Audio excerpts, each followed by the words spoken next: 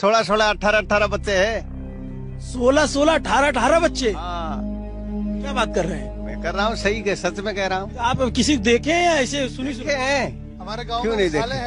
हैं। गांव में, हमारे गांव में है बहुत सारे लोग जिनके 15-15, 14-14 बच्चे हैं।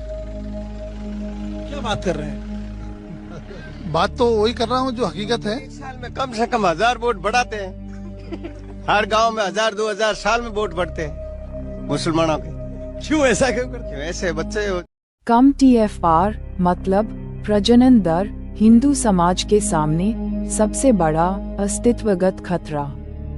किसी भी आतंकवाद, जातीय सफाई, धर्मांतरण आदि की घटनाओं से कहीं ज्यादा कम TFR आज हिंदू समाज के सामने सबसे बड़ा खतरा है। जितनी जल्दी हिंदू इस बात को समझ लेंगे, उनके बचने की संभावना उतनी ही बेहतर होगी।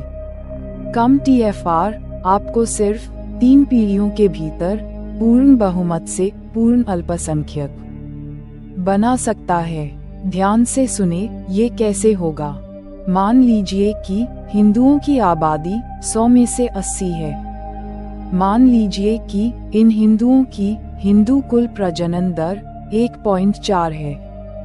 इसका मतलब है कि पहली पीढ़ी में ये 80 हिंदू 56 बच्चों को जन्म देते हैं। दूसरी पीढ़ी में ये 56 हिंदू बच्चे वयस्क हो जाते हैं और बदले में 40 बच्चों को जन्म देते हैं।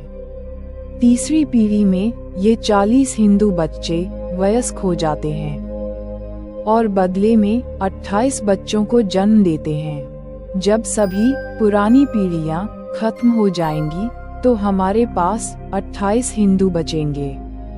3 पीढ़ियों के भीतर हिंदू आबादी 80% से गिरकर 28% हो जाएगी। 800 साल में मुसलमानों से आजादी मिल गई। 200 साल में ब्रिटिश से आजादी मिल गई। 50 साल में कांग्रेस से आजादी मिल गई। लेकिन अगर एक बार जिस क्षेत्र का जनसंख्या संतुलन बदल गया, फिर कभी आजादी नहीं मिल सकती। और डरावनी बात ये है, ये धीरे धीरे से हो रहा है, लेकिन हो रहा है। जब भी जनगणना होती है, मुस्लिम की जनसंख्या में सबसे ज्यादा वृद्धि होती है।